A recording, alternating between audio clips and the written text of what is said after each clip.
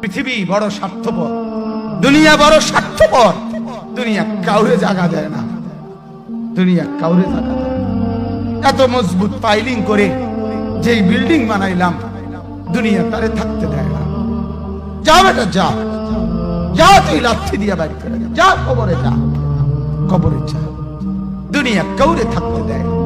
দুনিয়া কত ক্ষমতা ধরকে মাটির নিচে ফেলায় দিছে, দুনিয়া কত সম্পদ আলাকে মাটির নিচে ফেলে দিছে, দুনিয়া কত সুন্দরী নারীকে মাটির নিচে ফেলায় দিছে, মাটির সাথে রেজা রেজা করে ফেলছে। আজ আর চেহারা নাই, আজ আর রূপ নাই, আজ আর যৌবন নাই, আজ আর ক্ষমতা নাই। এমন বাদশা ছিল পৃথিবীতে যার হাতের আঙ্গুলের ইশারায় মানুষের গর্দান উড়াইয়া দিত, যার হাতের ইশারায় উঠতো মানুষ, বসতো মানুষ। আজ বাদশারা নাই, আজ সম্পদওয়ালারা নাই, আজ মালওয়ালারা নাই। দুনিয়া কাউরে থাকতে দেয় না, কাউরে না দোস্ত, কাউরে দেয় না। দুনিয়া দাদারে আমার থাকতে দেয় নাই। আমার দাদারে আমি দেখছি, আজ আমার দাদা নাই। আমার নানারে আমি দেখছি, আমার নানা নাই। আমার দাদিরে আমি দেখছি, আমার দাদি নাই। আমার নানিরে আমি দেখছি, আমার নানি নাই। আমার বাবারে আমি দেখছি, 14 লক্ষ টাকা বাবার পেনশনের আমি সব ডাক্তারের পিছনে খরচ করে ফেলছি, বাড়ির ফসলের জমি বিক্রি করে ফেলছি। আমার বাপ যেন না মরে বারবার বারে হসপিটালে নিছি, কিন্তু দুনিয়া আমার বাপকে থাকতে দেয় নাই। আমার বাপ কবরে চলে গেছে, দুনিয়া কাউরে থাকতে দেয় না, কাউরে না, কাউরে না, কাউরে না, কাউরে না। আমার বাপ দুনিয়া কাউরে থাকতে দেয় না। তুমি থাকবা না, তুমি থাকবা না। দুনিয়ার ধোকায় পড়ো না বাপ, দুনিয়ার ধোকায় পড়ো না। মাকে বুঝান, আজ মারা বেসামাল হয়ে গেছে, আজ বোনেরা বেসামাল হয়ে গেছে, বেপরদার উৎসব তুলে দিছে। এটা যেন আল্লাহর সাথে যুদ্ধ করছে। আল্লাহ করোনা না, তুমি আরো কিছু দাও, আমরা বেপরদিকে ছাড়বো না।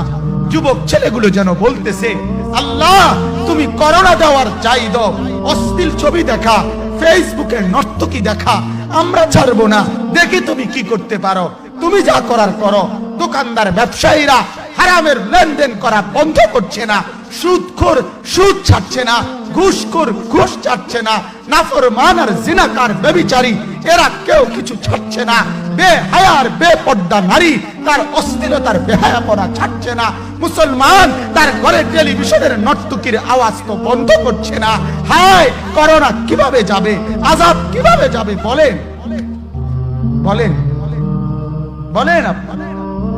আমার বাপ ফেরাউনের উপরে তো আযাব এতদিন ছিল না, নমরুদের উপরে আযাব এতদিন ছিল না, সাদ্দাদের উপরে আযাব এতদিন ছিল না, কারুনের উপরে আযাব এতদিন ছিল না, লূত আলাইহিস সালামের কওমের উপরে আযাব এতদিন ছিল না, হুদ আলাইহিস সালামের কওমের উপরে আযাব এতদিন ছিল না, নূহ আলাইহিস সালামের কওমের উপরে এতদিন আযাব ছিল না।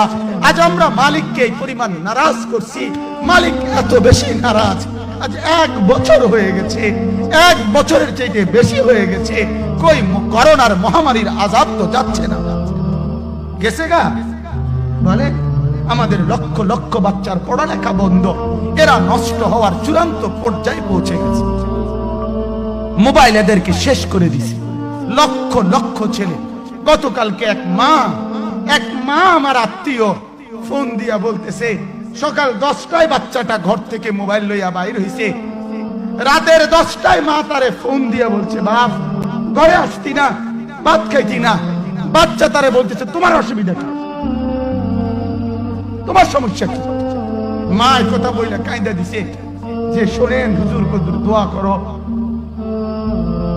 এক বাচ্চা, এক ছেলে, সে যদি তার মাকে কথা বলতে পারে, তার মানে গুনাহ তারে এত মজা দিয়া দিছে, ফেসবুক তারে এত মজা দিয়া দিছে, ইউটিউব তারে এত মজা দিয়া দিছে, নর্তকী তারে এত মজা দিয়া দিছে, গুনার দৃশ্য তারে এত মজা দিয়া দিছে, সে মাকে ধমক দিচ্ছে।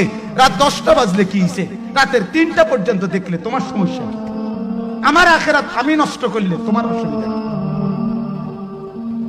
আমার জাহান্নাম আমি ঠিক করে নিলে তোমার সমস্যা কি? আল্লাহ আমাদেরকে মাফ করুন।